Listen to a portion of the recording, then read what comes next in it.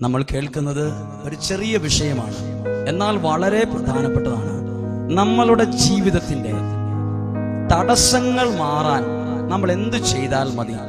3 രീതിയിൽ പ്രാർത്ഥിച്ചാൽ ഏത് തടസ്സവും നമ്മുടെ ജീവിതത്തിൽ നിന്ന് മാറിപ്പോകും. ഹല്ലേലൂയ. നമ്മൾ എങ്ങനെയാ വിചാരിച്ചുകൊണ്ടിരിക്കുന്നത്? നമുക്കെന്തും തടസ്സമാണല്ലോ, ബിസിനസ് തടസ്സമാണല്ലോ, കൃഷി ശരിയാകുന്നില്ല, ഞങ്ങൾക്ക് എങ്ങനെ ചെയ്താലും പരാജയമാണ് അവസാനം. എല്ലാ തടസ്സങ്ങളും മാറാൻ ബൈബിളിലെ ദൈവം പരിശുദ്ധാത്മാവ് വഴി ഒരു പ്രാർത്ഥനാ രീതി പഠിപ്പിച്ചിട്ടുണ്ട്, തടസ്സങ്ങൾ മാറാൻ. ഹല്ലേലൂയ.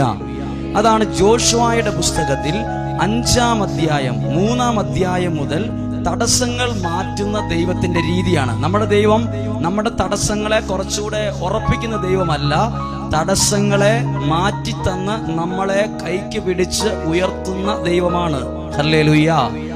അതുകൊണ്ട് ഓർത്തു, ഒന്നാമത് ഇസ്രായേൽ ജനം കാനാൻ ദേശത്തേക്ക് പോവുകയാണ്. അപ്പോൾ അവരുടെ മുമ്പിൽ ഒരു തടസ്സമുണ്ടായി. ആ തടസ്സം ഏതെന്നറിയാമോ? ജോർദാൻ നദിയുടെ ഒഴുക്കാണ് തടസ്സം. അവര് നടന്ന് ജോർദാൻ നദിയുടെ തീരത്ത് വന്നപ്പോൾ അവര് വിഷമിച്ചത്, മുമ്പിൽ തടസ്സമാണല്ലോ, എങ്ങനെ പോകും? മുമ്പിലെ തടസ്സം, ഒഴുകിക്കൊണ്ടിരിക്കുന്ന തടസ്സം. ആ തടസ്സത്തിനകത്ത് നേരെ അങ്ങ് കയറി ചെന്നാൽ ആ ഒഴുക്കിൽപ്പെട്ട് തകർന്ന് തരിപ്പണമാവുകയും ചെയ്യും, നശിച്ചു പോകും. ഇസ്രായേൽ ജനങ്ങൾ വിഷമിച്ച് നിൽക്കുക. അവരെന്തെല്ലാം ആലോചിച്ചിട്ടും അവരുടെ ബുദ്ധിയിൽ ഒരു ഉത്തരം പോലും കിട്ടിയില്ല. ഈ ഒഴുകിക്കൊണ്ടിരിക്കുന്ന നദിയുടെ ഒഴുക്ക് എങ്ങനെ നിർത്തും? ഈ തടസ്സത്തെ എങ്ങനെ മാറ്റും? അങ്ങനെ മോശ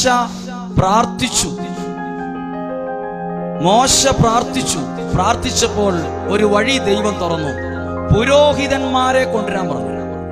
എല്ലാ പുരോഹിതന്മാരെ അല്ല കൊണ്ടുവരാൻ പറഞ്ഞ്, ദൈവത്തിന്റെ വാഗ്ദാന പേടകം വഹിക്കുന്ന പുരോഹിതന്മാരെ കൊണ്ടുവന്ന് മുന്നിൽ നിർത്തി അവരുടെ കാല് ജോർദാൻ നദിയുടെ വെള്ളത്തിൽ പതുക്കെ തൊടുമ്പോൾ ജോർദാൻ നദിയുടെ ഒഴുക്ക് നിൽക്കും, തടസ്സം മാറും എന്ന് പറഞ്ഞു. ഒന്നാമത്തെ തടസ്സം മാറാൻ വേണ്ടി പുരോഹിതന്മാരെ വിളിച്ചുകൊണ്ട് വന്നു. എന്നിട്ട് പുരോഹിതന്മാരെ മുന്നിൽ നിർത്തി, എന്നിട്ട് അവിടെ ആ വെള്ളത്തിൽ അവരുടെ കാല് തൊടിച്ചു. അന്നേരെ ജോർദാൻ നദിയുടെ ഒഴുക്ക് അവിടെ നിന്നു. ഇനി എഴുതിയിരിക്കുന്നത് ഇങ്ങനെയാണ്, ഇപ്പോൾ ഇങ്ങനെ പുഴ ഇങ്ങനെ ഒഴുകിക്കൊണ്ടിരിക്കുന്നു. ഒഴുക്ക് നിന്നു എന്ന് പറഞ്ഞാൽ ഇവിടം വരെയുള്ള വെള്ളം നിന്നിട്ടുള്ളൂ. ഈ താഴെയുള്ള വെള്ളത്തിന് എന്നാ പറ്റിക്കാണും? ബൈബിൾ എഴുതിയിരിക്കുന്നത് ഇങ്ങനെയാണ്, 3-ാം അധ്യായം 13-ാമത്തെ വാക്യം. വെള്ളം, മുകളിലുള്ള വെള്ളം അവിടെ ചിറ പോലെ കെട്ടി നിന്നു, താഴെ ഉണ്ടായിരുന്ന വെള്ളം വാർന്നുപോയി എന്ന് പറഞ്ഞ എന്താ അർത്ഥം? ആ വെള്ളം മുഴുവൻ പതുക്കെ പതുക്കെ വാർന്ന് പറ്റിപ്പോയി. ഹല്ലേലൂയ. അങ്ങനെയാണ്. അതായത് ചില സമയങ്ങളിൽ അഭിഷേകമുള്ള വൈദികരുടെ പ്രാർത്ഥന വരുമ്പോ നമ്മളുടെ ഇന്നലെ വരെയുള്ള പ്രശ്നങ്ങൾ അങ്ങ് വാർന്നു പോകും. നമ്മുടെ മുമ്പിലുള്ള പ്രശ്നങ്ങളോ അത് അവിടം കൊണ്ട് ഭിത്തി കെട്ടി നിർത്തിയ പോലെ അത് ആ പ്രശ്നം അവിടെ നമ്മളെ തൊടാതെ സമീപിക്കാതെ അവിടെ നിൽക്കും. പറഞ്ഞേ ഹല്ലേലൂയ. അതാണ് ശരിക്കും നമ്മൾ ഈ ധ്യാന കേന്ദ്രത്തിലൊക്കെ വന്ന് പ്രാർത്ഥിക്കുമ്പോൾ ചിലപ്പോൾ അവിടെയുള്ള ഏതെങ്കിലും ഒരു വൈദികൻ നന്നായിട്ട് പ്രാർത്ഥിക്കുമ്പോൾ നിങ്ങൾ സാക്ഷ്യം പറയും, ഞങ്ങളുടെ കുടുംബത്തിലെ പ്രശ്നങ്ങൾ അതോടെ മാറി. ഇതാണ് അതിന്റെ രഹസ്യം. ഹല്ലേലൂയ. അപ്പോൾ നിങ്ങൾ ചിന്തിക്കരുത് എല്ലാ തടസ്സവും ഇങ്ങനെ മാറുമെന്ന്. മാറത്തില്ല. ചില തടസ്സങ്ങൾ കുറച്ച് ദിവസങ്ങൾ പ്രാർത്ഥിച്ചാലേ മാറത്തുള്ളൂ. ഒരു തടസ്സം മാറി ഉടനെ ഇസ്രായേൽ ജനങ്ങൾ ആ തടസ്സമൊക്കെ മറികടന്ന് അവർ പോയി. കുറച്ചു ദൂരം ചെന്നപ്പോൾ മറ്റൊരു വലിയ തടസ്സം, ഒരിക്കലും മുന്നോട്ട് പോകാൻ പറ്റാത്ത തടസ്സമാണ്. അതാണ് ജെറീക്കോ പട്ടണത്തിന്റെ മതില്. അതിങ്ങനെ കുത്തിയാലും ഒന്നും താഴെ പോകുന്നല്ല, ഉറപ്പുള്ള ഒരു വലിയ മതിലാ. ഇസ്രായേൽക്കാർ അവിടെ പോയി സങ്കടത്തോടെ നിന്നു, എന്ത് ചെയ്യുമെന്നറിയാതെ. അപ്പോൾ ദൈവം ഉടനെ പറഞ്ഞില്ല, പുരോഹിതന്മാരെ വിളിച്ചോണ്ട് വാ, പുരോഹിതന്മാരുടെ കാല് ആ മതിലേലൊന്ന് പതുക്കെ തൊട്ടാ മതി, ആ മതിലിടിഞ്ഞ് വീഴുന്നല്ല പറഞ്ഞത്. പുരോഹിതന്മാരെ വിളിച്ചോണ്ടിരാൻ പറഞ്ഞു. അവര് കാഹളം ഊതണമെന്ന് പറഞ്ഞു. നിങ്ങളൊരു കാര്യം ചെയ്യണം, 7 ദിവസം ആ തടസ്സം മാറാൻ വേണ്ടി അങ്ങനെ ചുറ്റും നടക്കണം എന്ന് പറഞ്ഞു. ആദ്യത്തെ തടസ്സം മാറിയത് എങ്ങനെയാ? പുരോഹിതന്മാര് വന്ന് തൊട്ടപ്പോഴേ തടസ്സം മാറി. രണ്ടാമത്തെ തടസ്സം മാറാൻ വേണ്ടി ഒരു പുരോഹിതനെ വിളിച്ചുകൊണ്ട് വന്ന് ഏതെങ്കിലും ഒരു പുരോഹിതനെ കണ്ട് തൊടിച്ചാൽ മതി എന്നല്ല പറഞ്ഞത്, നിങ്ങൾ ചെയ്യണം. പുരോഹിതന്മാർ ആദ്യം ചെയ്ത് തടസ്സം മാറി. രണ്ടാമത്തെ തടസ്സം മാറാൻ അവരോട് പറഞ്ഞു, നിങ്ങൾ വട്ടം നടന്ന് 7 ദിവസം പ്രാർത്ഥിക്കണം. ഹല്ലേലൂയ. നമ്മൾ എന്തിനാണ് ചില തടസ്സങ്ങൾ നിയോഗം എഴുതിയിട്ട് പ്രാർത്ഥിക്കുന്നേ. അതായത് എല്ലാ തടസ്സങ്ങളും ചിലപ്പോൾ ഒറ്റയടിക്ക് പോകത്തില്ല. ചിലത് നമ്മൾ 21 ദിവസം പ്രാർത്ഥിക്കുമ്പോഴായിരിക്കും നമ്മുടെ മുമ്പിൽ ജോർദാൻ ജെറീക്കോ പട്ടണത്തിന്റെ മതില് പോലെ ഒരിക്കലും മുന്നേറാൻ പറ്റാത്ത തരത്തിൽ ഉയർന്നു നിൽക്കുന്ന, നമുക്കെതിരെ നിൽക്കുന്ന, നമുക്ക് പേടി തരുന്ന, നമ്മളെ ഭയപ്പെടുത്തുന്ന ഈ മതില് പോകണമെങ്കിൽ നമ്മൾ കുറച്ച് ദിവസം ത്യാഗത്തോടെ പ്രാർത്ഥിക്കണം. പറഞ്ഞേ ഹല്ലേലൂയ. അതാണ് ജോഷുവയുടെ പുസ്തകം 6-ാം അധ്യായത്തിൽ എഴുതിയിരിക്കുന്നത്.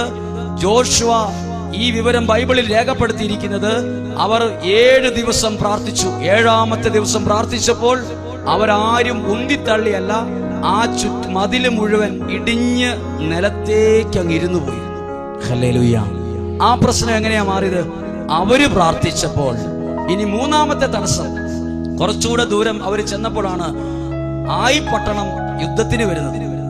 അവർ യുദ്ധത്തിന് പോയി, അവര് പരാജയപ്പെട്ടു പോകാൻ എന്നാ കാരണം എന്ന് ചോദിച്ചു. ഒരു തടസ്സം.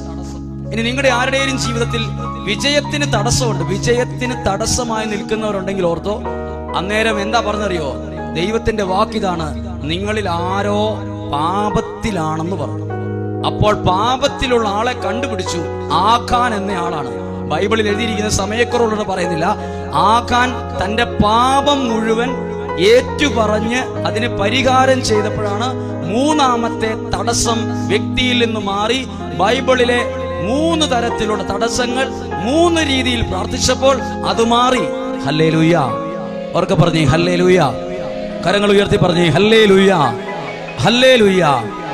ശ്രദ്ധിച്ചോ, നമ്മൾ ഇന്ന് കേട്ടത് ജീവിതത്തിന്റെ തടസ്സങ്ങൾ മാറാൻ, വിവാഹ തടസ്സം മാറാൻ, ജോലി തടസ്സം മാറാൻ, സ്ഥലം വിൽപ്പനയുടെ തടസ്സം മാറാൻ, എന്ത് തടസ്സമാകട്ടെ, മുമ്പിൽ എന്തെങ്കിലും തടസ്സം നിങ്ങൾ ഫേസ് ചെയ്യുന്നുണ്ടെങ്കിൽ ഓർത്തോ, നമ്മൾ എന്തെങ്കിലും ചെയ്താൽ ആ തടസ്സം മാറില്ല. ദൈവത്തിന്റെ ഹിതപ്രകാരം ചിലപ്പോൾ ഒരു വൈദികന്റെ പ്രാർത്ഥന മാത്രം മതിയായിരിക്കും അത് മാറാൻ. ചിലപ്പോൾ വൈദികന്റെ പ്രാർത്ഥനയും വേണം. ഞാൻ ചില പ്രവർത്തികൾ എന്റെ ഭവനത്തിൽ ചെയ്യേണ്ടി വരും. ചിലപ്പോൾ ഒരു നിശ്ചിത ദിവസം ഉപവാസം എടുക്കേണ്ടി വരും. ചിലപ്പോൾ നിശ്ചിത ദിവസം ത്യാഗം എടുക്കേണ്ടി വരും. ചിലപ്പോൾ ഒരു നിയോഗം വെച്ച് നന്നായിട്ട് പ്രാർത്ഥിക്കേണ്ടി വരും. അങ്ങനെ പ്രാർത്ഥിക്കുമ്പോൾ ചില തടസ്സം അത് പാടെ മാറിപ്പോകും. 3ാമത്തെ തടസ്സമോ, തടസ്സം മാറി വിജയമുണ്ടായത് അവർ തങ്ങളുടെ പാപത്തെ കുറിച്ച് അനുതപിച്ചപ്പോഴാണ്. ഹല്ലേലൂയ.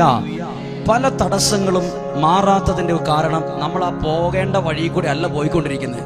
ബൈബിൾ പഠിപ്പിക്കുന്നു 3 തടസ്സങ്ങളെ ഉള്ളൂ നമുക്ക്. ഹല്ലേലൂയ. അതുകൊണ്ടാണ് നമ്മൾ ഒരു കാര്യം കേട്ടിട്ടില്ലേ, ഇപ്പം മഴ പെയ്യുവാണെങ്കിൽ നമ്മളൊരു കൊട കൊണ്ട് പോകുന്നത് എന്തിനാ? ഒരു കൊട കൊണ്ട് ഞാൻ പോകുന്നത് എന്തിനാ? മഴ പെയ്യാൻ സാധ്യതയുള്ളപ്പോൾ ഞാൻ എന്തിനാ കൊട കൊണ്ട് പോകുന്നത്? മഴയെ നിർത്താനാണോ, ഞാൻ നനയാതിരിക്കാനാണോ?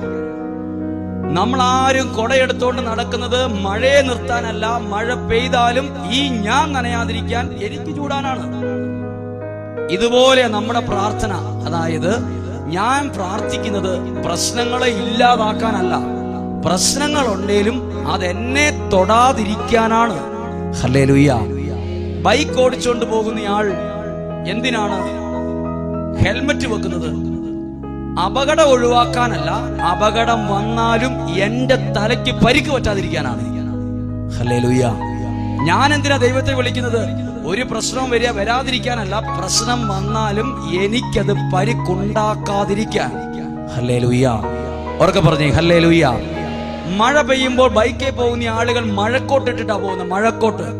മഴക്കോട്ടിടുന്നത് മഴയെ നിർത്താനോ മഴയ്ക്കെതിരായിട്ടല്ല. മഴ പെയ്ത് നനയേണ്ട വന്നാലും എന്റെ ശരീരം നനഞ്ഞ് തണുക്കാതിരിക്കാനാണ്.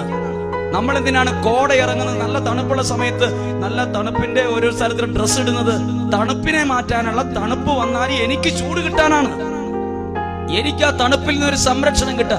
സെയിം വേ ഇതുപോലെ നമ്മൾ പ്രാർത്ഥിക്കുന്നത് എന്തിനെന്നറിയോ? തടസ്സങ്ങൾ ഇല്ലാതിരിക്കാനല്ല, തടസ്സങ്ങൾ ഉണ്ടേലും അതെനിക്കൊരു തടസ്സമാകാതിരിക്കാൻ. ഹല്ലേലൂയ. തടസ്സങ്ങളൊക്കെ അപ്പുറത്തും ഇപ്പുറത്തും ഒക്കെ ഉണ്ടാവും, തിന്മയുണ്ടാവും, പാപം ഉണ്ടാവും, പിശാചും ഉണ്ടാവും. പക്ഷെ ഇതൊക്കെ അവിടെ നിന്നാ മതി. ഇത് എനിക്ക് തടസ്സം ഉണ്ടാക്കാതിരിക്കാനാണ് ഞാൻ ദൈവത്തെ വിളിക്കുന്നത്. ഹല്ലേലൂയ. ഉറക്കെ പറഞ്ഞേ ഹല്ലേലൂയ. കരമുയർത്തി പറഞ്ഞേ ഹല്ലേലൂയ, ഹല്ലേലൂയ. നമ്മൾ എന്തിനാ കുടുംബത്തിൽ പ്രാർത്ഥിക്കുന്നത്? നമ്മുടെ കുടുംബത്തിൽ ഒരു പ്രശ്നവും കയറി വരാതിരിക്കാനാണ്. അതുകൊണ്ടല്ലേ നമ്മൾ ഓർത്ത് നോക്കിയേ, എപ്പോഴേ നമ്മുടെ ജീവിതത്തിനകത്ത് പിശാച് കയറുള്ളൂ? എപ്പോഴേ നമ്മുടെ ജീവിതത്തിൽ പിശാച് കയറുള്ളൂ, എപ്പോഴേ നമ്മുടെ കുടുംബത്തിൽ പിശാച് കയറി തടസ്സം ഉണ്ടാക്കുള്ളൂ. ശ്രദ്ധിച്ചോ, മനസ്സിലാക്കുക. ഞാൻ കാറുമായി പോകുന്ന സമയത്ത് ഇച്ചിരി ദൂരയിൽ നിന്ന് ഒരു ചേട്ടൻ എന്റെ കാറിന് കൈ കാണിച്ചു. ഞാൻ നിർത്തണമെന്ന് ആഗ്രഹിച്ചു.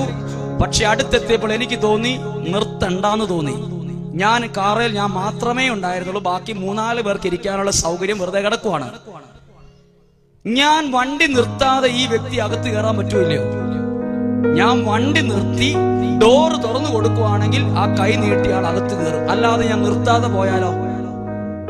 ഇതാണ് നമ്മുടെ ജീവിതം ശ്രദ്ധിക്കണം. നമ്മളൊക്കെ ഉണ്ടല്ലോ, വേണ്ടാത്തടത്തും ആവശ്യമില്ലാത്തടത്തും കൊണ്ടുപോയി നമ്മുടെ ജീവിതം നിർത്തും. എന്നിട്ട് നമ്മുടെ ജീവിതത്തിന്റെ വാതിൽ തുറന്നു കൊടുക്കും. അപ്പോഴൊക്കെ എങ്ങനെയോ അകത്ത് കയറിയതാ ഇപ്പോൾ തടസ്സമായി ബന്ധനമായിരിക്കുന്ന പല തിന്മകളും. ഹല്ലേലൂയ, ഉറക്കെ പറഞ്ഞേ ഹല്ലേലൂയ.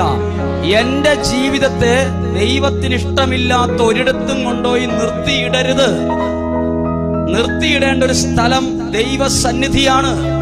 അവിടെയാണ് വാതിൽ തുറന്നു കൊടുക്കേണ്ടത്. അപ്പോൾ ദൈവ സാന്നിധ്യം കയറും. ഹല്ലേലൂയ. ദൈവം നമ്മുടെ ഉള്ളിൽ കയറിയാൽ ദൈവം തടസ്സങ്ങളെ മാറ്റി തന്നുകൊണ്ടിരിക്കും. ഇതുപോലെ ഇനി പിശാച് ഉള്ളിൽ തന്നാലോ? ഈ ഒരു പ്രത്യേകതയുണ്ട്. പിശാച് നമ്മുടെ ഉള്ളിൽ കയറിയാലുണ്ടല്ലോ, പെട്ടെന്ന് കുറച്ച് ദിവസം കൊണ്ട് നമ്മുടെ ജീവിതത്തിന്റെ സ്റ്റിയറിംഗ് ഇല്ലേ, കാറിന്റെ സ്റ്റിയറിംഗ് പോലെ ജീവിതത്തിന്റെ ഒരു സ്റ്റിയറിംഗ് ഉണ്ട്.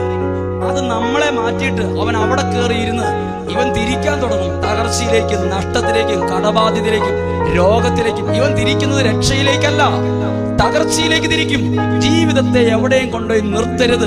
പാപത്തിന്റെ മുമ്പിൽ നിർത്തരുത്, പ്രലോഭനത്തിന്റെ മുമ്പിൽ കൊണ്ടുപോയി നിർത്തരുത്, മദ്യത്തിന്റെ മുമ്പിൽ കൊണ്ടുപോയി നിർത്തിയിടരുത്. നിർത്തിയിട്ടാൽ ആ പിശാച് കയറി നമ്മുടെ ജീവിതത്തെ തകർച്ചയിലേക്ക് തിരിച്ചു കൊണ്ടുപോകും. ഹല്ലേലൂയ. ഞാൻ ഇവിടെയൊക്കെ ഇങ്ങനെയുള്ള പ്രാർത്ഥനാലയത്തിൽ വന്ന് പ്രാർത്ഥിക്കുമ്പോൾ നിങ്ങൾ ഓർക്കണം, മഴ പെയ്യാൻ സാധ്യതയുണ്ടോ എന്ന് ആകാശത്തേക്ക് നോക്കിയിട്ട് മഴ വരാൻ സാധ്യതയുണ്ട്, ഒരു കുടയെടുത്തു എന്ന് പറയുന്നത് അത് മഴയെ നിർത്താൻ വേണ്ടിയോ മഴക്കാരനെ ഓടിച്ച് അപ്പുറത്തേക്ക് വിടാൻ വേണ്ടിയോ അല്ല. മഴ പെയ്യുമായിരിക്കും, പെയ്തോട്ടെ, പക്ഷെ ഞാൻ നനയാതിരിക്കാൻ എന്റെ കയ്യിൽ എനിക്കൊരു കുടയുണ്ട് എന്ന് പറയുന്ന പോലെ ഏത് പ്രതിസന്ധി ആകട്ടെ, രോഗമാകട്ടെ, കടബാധ്യതയാകട്ടെ, അത് ചുറ്റും നിന്നാലും അതെനിക്ക് ഒരു പോറൽ പോലും ഏക്കാതെ എനിക്കൊരു കുട. അതാണ് ദൈവ സംരക്ഷണത്തിന്റെ കവചം. പറഞ്ഞേ ഹല്ലേലൂയ, ഉറക്കെ പറഞ്ഞേ ഹല്ലേലൂയ. അതുകൊണ്ട് നമ്മൾ ഈ നിമിഷങ്ങളിൽ പ്രാർത്ഥിക്കുകയാണ്, ദൈവിക സംരക്ഷണത്തിന്റെ ഒരു കവചം വേണം. ഇനി ശ്രദ്ധിച്ചോ, പ്രാർത്ഥിക്കുന്ന വ്യക്തികളാണ് നിങ്ങളെങ്കിൽ എല്ലാരും കുതിര കയറുന്നത് നിങ്ങളുടെ തലയിലായിരിക്കും. അത് അന്ന് ഇന്ന് ഒരുപാട് പ്രത്യേകതയാണ്. ശ്രദ്ധിച്ച് കേൾക്കണേ. ഇത് പ്രാർത്ഥിക്കുന്ന വ്യക്തികൾക്ക് കളിയാക്കലുകൾ, ഒറ്റപ്പെടുത്തലുകൾ, കുറ്റപ്പെടുത്തലുകൾ, കളിയാക്കലുകൾ വീട്ടിലാണേലും ഇടവകയിലാണേലും സ്വദേശത്താണേലും എവിടെ ബന്ധുക്കളുടെ ഇടയിലാണേലും കിട്ടിക്കൊണ്ടിരിക്കും.